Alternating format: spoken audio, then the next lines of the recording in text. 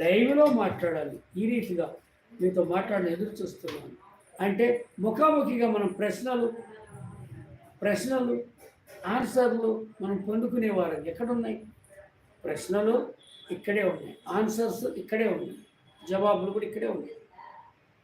ప్రశ్నలకు జవాబులుగా ప్రత్యుత్తరంగా మనం మాట్లాడుకొని మనం సరి చేసుకుంటూ ప్రపంచానికి తెలియపరచుదాం. ప్రపంచాన్నిలో ఉన్న ప్రతి ఒక్కరి కళ్ళు తెరవబడినట్లుగా ఒకడు నశించడానికి ఇష్టం లేదు కదా. కాబట్టి మనం నశించకుండా నిత్య జీవాన్ని కలిగి సదాకాలం ఆయనతో ఉండాలని కోరుతూ ఉన్నాడు.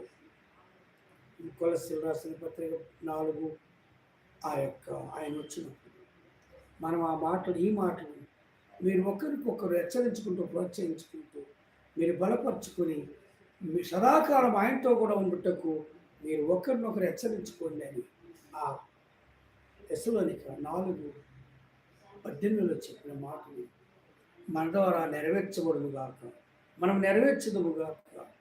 మీరు ఈ మాటలను వినినందుకు మరి ఈ మాటలు ఇతరులకు చేర్చియండి, అందించండి. ఇవి కొద్ది మాటలే, కొన్నే చూసాము.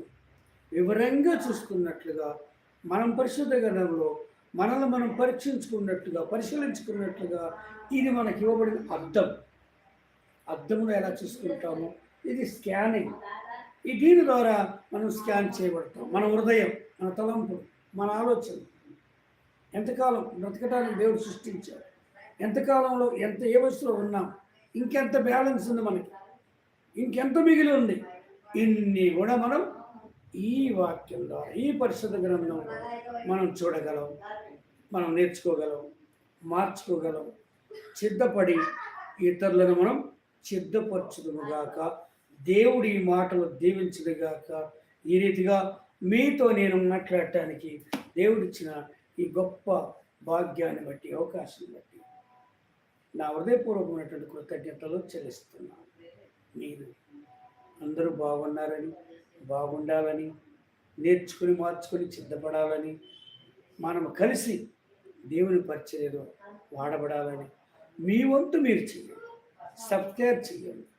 మీరు చేయటం ద్వారా లైవ్గాను, ముఖాముఖిగాను, ప్రత్యుత్తరంగాను మనం మాట్లాడదాం. మనం ఏదో లోకంలో ఇలా జరుగుతుంది అలా వీళ్ళని చూడకుండా యుద్ధాలు చూస్తున్నామా? ఏంటి యుద్ధాలు? కయ్యను ఏబేలు మొదలుకొని కయ్యను నాటి నుంచి ఈనాటి వరకు అదే జరుగుతూ ఉంది. దేశాల్లో ఉగ్రవాదులను పోషిస్తున్నారు, లేక దళాలను పోషిస్తున్నారు. భార్యను పిల్లలను వదిలేసి వాళ్ళు ఎక్కడెక్కడ అడవుల్లో జీవిస్తున్నారు. ఇలాంటి కర్మ మనకు పట్టదు. ఆయన చెప్పినట్టు నడుస్తుంది.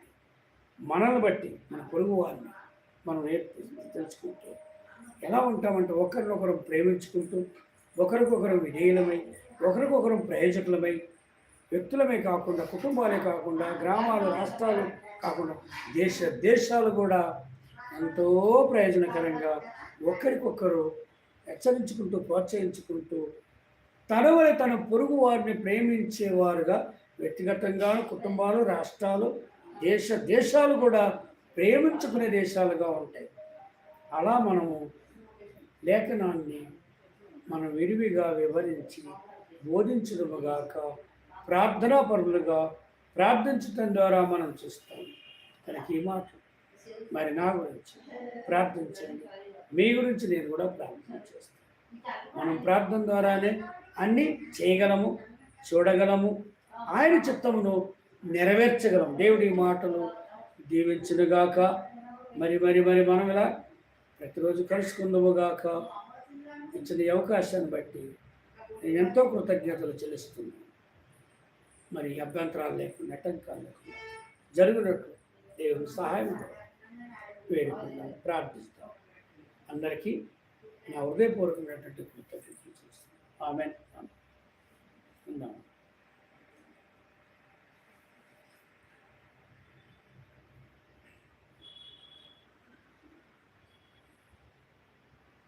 ఎన్ని నిమిషాలు వచ్చింది?